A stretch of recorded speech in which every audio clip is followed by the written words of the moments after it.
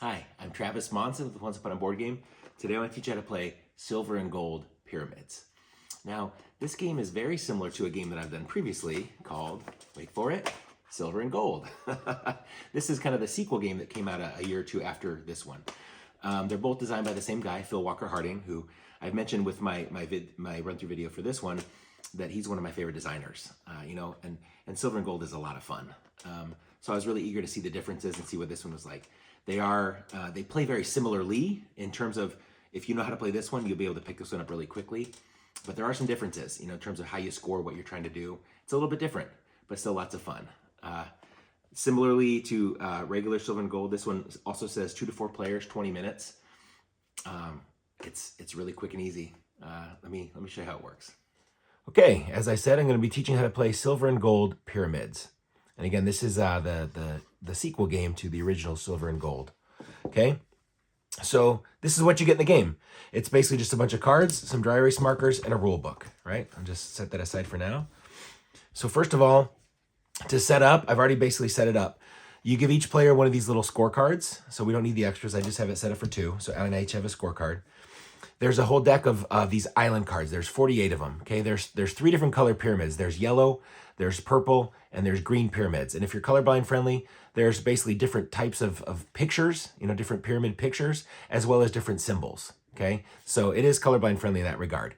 But there's a deck of 48 of these pyramid cards. So you're going to give everybody 4. Of the 4 that everybody gets to start the game, they're going to choose 2. Okay, the 2 that they don't want, they just basically get shuffled back into the deck. So you shuffle that all up, and then you lay out a starting display of 4. So Allie and I have already chosen our starting cards. So we got our scorecard and our starting pyramid cards. And then finally, there's the deck of what they call these expedition cards. There's 8 of these Tetris-shaped cards, kind of like in the original Silver and Gold. And there's a little reminder on the bottom of each card, basically what the breakdown and type of cards that are in the deck. That kind of shows what there are and how many of each one there are. Okay, so to start the game, you're basically just going to shuffle this up and get ready. Okay, now, just like the original Silver and Gold, this is played over 4 rounds. And each round, what we're going to do is we're going to flip and draw 7 of the 8 of these cards. Okay, so we never do all 8. We only ever do 7 of the 8. Once we've done 7 cards, the round is over. We're basically going to get ready for the next round by basically just reshuffling and going again. Okay. Sometimes people just like when there's only 1 card left in the deck, they know that that's the end of the round. Sometimes people just say, I'm just going to pull 1 card out. That way I know there's 7, and I know when all these cards are gone, I'm done. I've done 7. So maybe we'll do it that way. Okay, so 7 cards. I can set these markers aside. Okay, 7 cards, and the round is over, and you play 4 rounds. And again, at the highest score at the end of the game is going to be the winner. In just a moment, I'll talk about how we score points, because it scores a little bit differently than the original Silver and Gold. We're trying to do things a little bit differently. But let's just start playing, and I'll kind of talk you through it as we go. Okay, so just like in regular Silver and Gold, when you flip over a card, everybody immediately can mark that shape off on one of their cards. One of their pyramid cards. Okay, an important distinction. Well, not a distinction because it's the same as the original Silver and Gold, but an important clarification if you're new to this game. You always have to mark off the shape in its entirety. You can rotate the shape, you can mirror it, you can do whatever you want, just like, like if you were playing the game Tetris, right? However, you have to mark off the shape in its entirety. Okay, I can't have it like halfway off the edge of the card. I can't have it overlapping something else I already have marked off. You can't do it like that. You have to mark off the shape in its entirety, or you can't mark it off. Okay, and if you can't mark it off, or maybe if you just choose not to, your consolation, your other choice is to just mark off 1 single square. Okay, so it's either mark off the entirety of the shape or 1 single square. Okay, and you choose. Now, one big distinction in the original Silver and Gold, you're basically just trying to completely fill in your card. You're trying to get every square marked off. To complete it, you wanted everything filled in. And each shape, you could put it wherever you want. You could put this one here, this one there, that one there, in any order. Okay? In this game, we are not trying to simply complete a card, but we are trying to explore the temple. If you notice, each temple card has basically a starting arrow. That's the entrance to the temple. And each temple also has a little exit space. Basically, to complete this card, I need to basically simply have a path that goes from the entrance to the exit. It could branch off as much as I want, but as long as it starts here and ends there, that's all that matters, and the card is complete. Okay? So we do not need to fill in all the spaces of the card. So that's a big difference from the original Silver and Gold. Okay? over the course of getting there, we're going to mark off other shapes and things will happen. And I'll get to that. Of course, if you mark off the red X, that is the same as the original game. If I ever mark off a red X, I just get to immediately mark off one extra square on either one of my 2 cards. Okay? And another big distinction between this and the original silver and gold, like I said, the original one, you're filling in the whole card, so you can just put each shape wherever you want. Okay? In this game, you have to always start at your entrance. The very first time you mark on a card, it has to include the start space. Okay, so the shape, one of these squares on my starting shape has to touch that starting block of my card. Okay, or if I already have something marked off on the card, I can just simply extend from there. But every shape has to be orthogonally adjacent. And what does orthogonally mean? It's basically the opposite of diagonal. Okay, instead of just touching diagonally, it has to actually touch the side of one of the shapes that you've already marked. Okay, so with each shape, I can either start a new card starting at the start space or extend a path that I already have marked. And again, if I cannot or do not want to do that, I can just mark off one single box. Okay, so for instance, let's say this is our starting card, maybe, and I want to point out a lot of these temples have these big dark boxes. Those represent walls. Okay, you can never go through a wall. Okay, so you always just have to plan accordingly. If it won't fit with the shape, of course, you just mark off the one box instead, right? So maybe, for instance, oh, that's not good. It's going to make me mark off a skull. But, so for instance, I can mark off that little T shape like this. Okay, I got the T.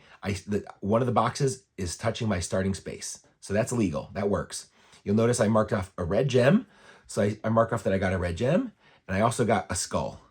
I'll come back to what that means and how that's going to impact my score in just a moment. Allie, meanwhile, she will do something similar. She can start here. She gets that. And that gave her a red X, which lets her immediately do one more square. Again, you can't just go willy-nilly. I can't just go, oh, I'm going to go here and then here. No, you can't. You always have to start at the entrance or extend what you've already marked, okay?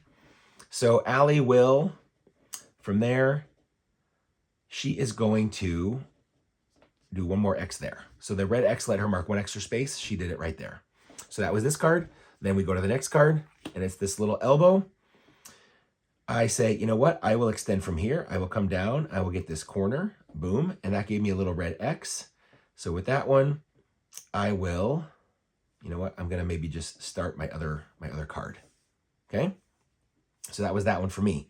Allie says, you know what? She'll do the L like this. Boom, boom, boom. She did that little elbow right here. And she marked off a torch. So she will say, I got a torch.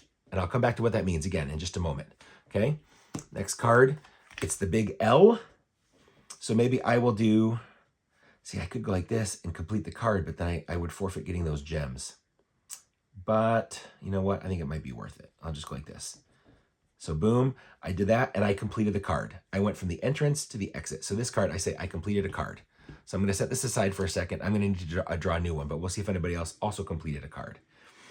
Allie can say, you know what? She will do this. She'll make the L right here. Boom, boom, boom, boom. With that X, she's going to maybe mark the, she'll just go ahead and finish. She could get some gems and she kind of wants to, but she's going to finish a card also. Okay. So again, she got the elbow there. And with the little red X, she got an extra space, so she was able to mark the exit. So she says, I also completed a card. Okay. So what happens when multiple people complete a card at the same time? Okay. Well, unlike, the original Silver and Gold where there was a start player that was the person flipping cards, in this game, there is no start player. Ties are always broken in terms of choosing new cards like we're going to do right now, and also possibly scoring points, which I'll get to in a moment. Ties are always broken in favor of who had a lower numbered temple card that was just completed. I had a 31 to Allie's 42, so I would choose first, okay? And I would just set aside this as a completed card, which will help me score points at the end of the game. So we can set those aside. I had a lower number again, so I choose first. And I already got a couple of green. You know what? I'm gonna go for this card right here, okay? So I chose that as my card. And then Allie says, okay, she's got a purple one completed. She maybe wants to get another purple one, and I'll talk about why in just a moment. So she will go ahead and take this purple card, okay? So we both chose our replacement card, and we continue, okay? This round is not over yet. So now we got the full square. I could not start on card 46 with a full square because I would have to do the full shape like that, and that would put the shape out of bounds and on a wall. And I said I can't do that.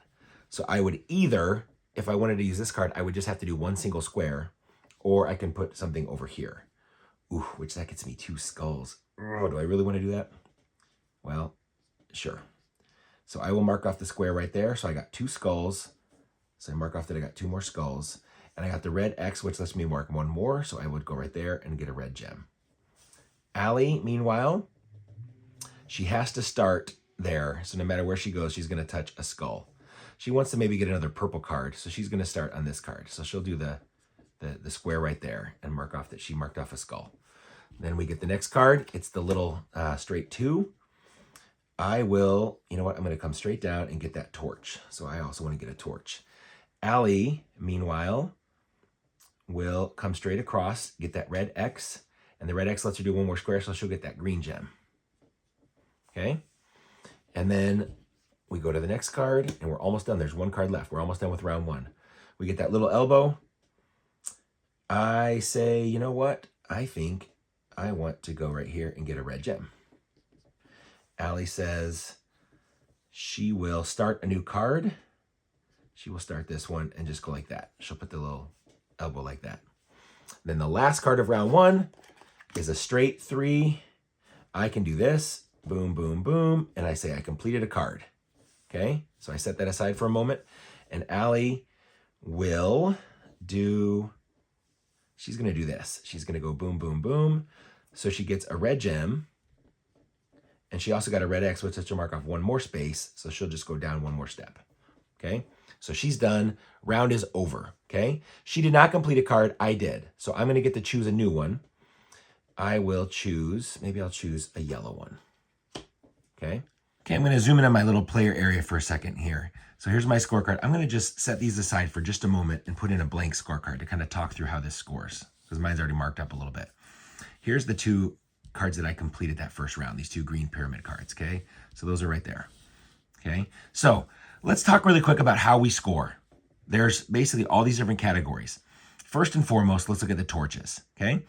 You'll see, and this is the kind of the torch scoring at the top of each player card is one way to keep track of, you know, what round you're in the game.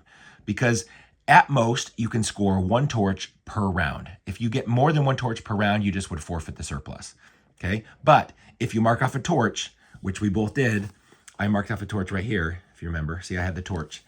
Allie and I both had a torch, and so we both circled that we got a torch in that first round, okay? If you get a torch, you circle it. If not, you would just mark off that you didn't get a torch. Okay, simple as that. And then you can always know what round you're in and keep track of, make sure that you play the full 4 rounds in the game, okay? So like I said, 1 torch per round is the max. So you could score possibly 20 points if you get 1 torch each round. The next thing that you're going to do is basically over the course of the game, you're going to be trying to score points for pyramids, okay? Now, the torch scoring is independent. What I do and what Allie does, where it's totally independent of each other. Me scoring torches has no bearing or impact on Allie being able to also score torches. However, the temple scoring is a race, okay? So the way that it works is it's a little bit of a, like I said, it's a race. And anytime somebody completes an even number of colored pyramid cards, they can claim the next available bonus, okay?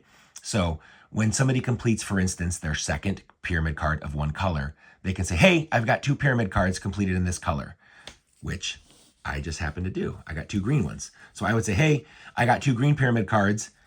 I can claim the higher bonus because I've got 2 of the same color. All other players, Allie included, so this is Allie's scorecard, she would have to mark off that 10 points is no longer available to her because I got it. You know, this mystery player would also claim that they did not get it, right? If we were playing with 3 or 4 players, okay?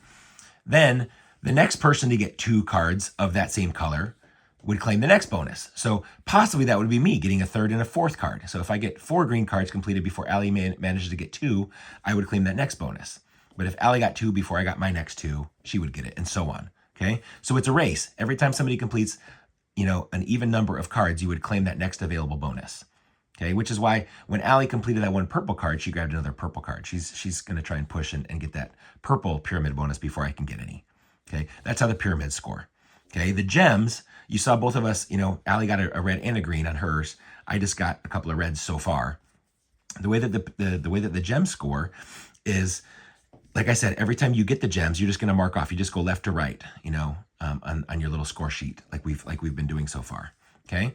At the end of the game, whatever you've marked off, you see there's the big rectangle that has a 5 and a little rectangle that has a 1. Okay. As you can maybe imagine or guess, if I have marked off a pair, if I have a bigger rectangle marked off of both gems, I get 5. Okay. Like what Allie has done so far. She's going to score 5 points for having the bigger rectangle of each color marked off. Okay. So for every bigger rectangle where you have both gems marked off, in other words, a pair, you're going to score 5 points for that pair. Otherwise, gems score 1 point individually. So right now, Allie's sitting on 5 points for gems, and I'm just sitting on 3 points for gems. If I was able to get some more greens, then I would, of course, those would be pairs worth 5. Okay, that's how gems score. So ideally, you want to get pairs of both, even numbers of both. Okay, finally, and maybe not finally, because there's a thing at the bottom as well.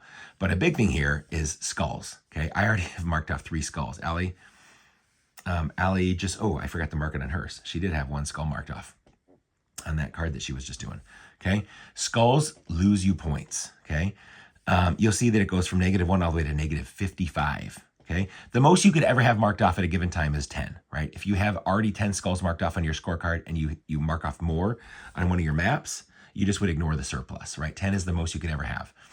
And at the end of the game, you are going to lose points equal to whatever that highest negative value is. Okay, it's not cumulative. I don't lose every single one. It's just whatever the highest one that you've marked off. That's how many points you're going to lose. Okay, so you're thinking, what the heck? I'm going to lose all those points? Is there any way to get rid of them? Yes, there is. Some map cards have potions. Okay, anytime that you mark off a potion, you can ignore and erase 2 of your crossed off skulls. Okay, so you will lose points for skulls if they're still there at the end of the game, but every potion that you mark off lets you erase 2 skulls. Okay, and you always would start at the bottom right and work your way across, because you would always get rid of those, way more negative value skulls first of all. Okay, so that's how the skulls work. And finally, at the bottom of the card, you see it's just a picture of a card with the little exit. Like I found the exit, I completed a temple card. Okay, every completed temple card is worth a flat 10 points. Okay, so you add up your torch points, your pyramid bonuses, your gem points, your negative skull points, and your completed cards. Highest score wins. That's what we're trying to do. Okay, so we just finished round 1. We just did our 7 shape cards, right? Our 7 expedition cards. Okay, and I just drew my replacement card for completing that one after getting my green pyramid bonus, which was awesome. Okay, so to get ready for round 2, of course, take that extra card, right, that we didn't use. Shuffle this expedition card deck. Get that all nice and mixed up. And again, you're going to draw 7 of the 8 of them. So either draw until there's just 1 left, or just at the start of the round, take 1 and set it aside. So you know that there's 7 there. Okay, and then go again. And again, you do the exact same way. You have to start at the entrance and work your way to the exit to complete a card. And you always have to do the full shape or single box. Okay, and you can't just go wherever you want. You have to extend from something you've already done. You always have to build adjacent. So maybe I'll just do 1 or 2 turns just to reiterate that. And then we'll maybe fast forward to show you how the game would score at the end, to kind of hammer home those scoring points that I just talked about. Okay, so at the start of this round, we get this little elbow. Allie's thinking, you know what? I really want to get another torch. She wants to put it here. It will mean getting another skull, but she wants to get that extra 5 points for getting a torch. So she puts the little elbow right there, marks off that she got a torch, but also that she got 1 more skull marked off. Meanwhile, I cannot do this shape because there's nowhere to put the bend. I can't mark on that wall. So I would have to start here, but that fits pretty perfectly. So I can start this card right there. Okay, we go to the next card, and it's a square. Okay, with a square, once again, I can't go here unless I just choose to do a single box, right? Which that's not very effective. And no matter where I put a box here, if it has to be adjacent, I'm going to mark another skull. So be it. I will mark a square right here. And that gets me another skull. Wow, I'm already up to minus 10 points on skulls. That's not good. Allie, meanwhile, she could put a square down here, get another green gem. She could, you know what? She can go right over here. If she puts the square in this top right corner, she gets that red X, which gets her 1 more box. So she will get a green gem that way. Okay. Next card is the little T with the, ooh, you know what? That T is perfect. If I go right like this, boom, I got the T, and that got me a potion. Woohoo! I get to erase my last 2 potions. So instead of at -10, I'm currently just at -3. That's good. And then Allie with that little T, she will, you know what? She is going to maybe go, it's going to get her another skull. but another green gem. So she gets another skull and a green gem.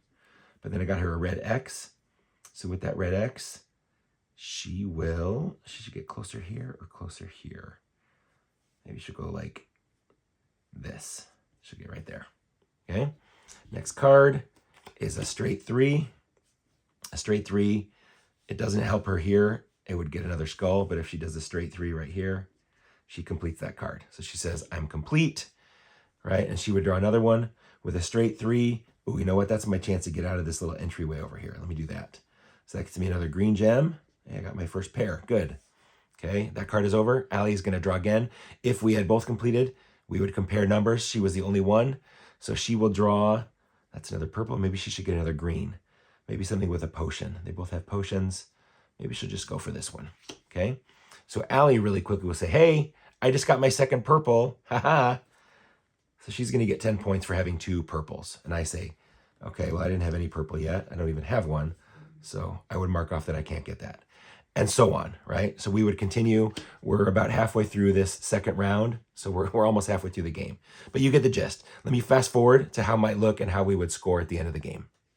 Okay, the game just ended. On that final turn, I was able to mark off these 3 across the bottom to complete this card, which gave me I had another even number of green pyramid cards, so I got the final green pyramid bonus that Allie marked off.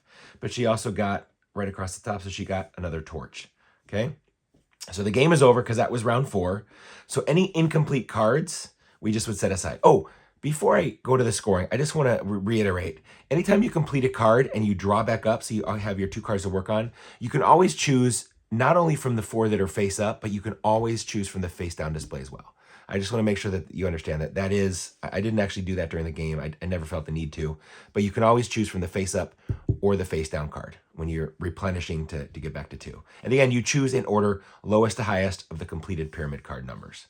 Okay. So cards that were not complete, we just set them aside. They're not going to score. They're not going to be worth anything. So let's get mine and Allie's cards a little closer and we'll see all the cards. So it doesn't really matter what the cards are. It just matters how many there are. Because on the bottom, you'll see it's 10 points per card. I got the 4 green cards. That's how I got my 2 for completing my second and my 4th green card. I got those bonuses. So I got the 4 green cards and the 2 yellow cards. So I have 6 cards complete at 10 points per card. I score 60 points for that. Allie also has 6 cards completed. Okay, she had 4.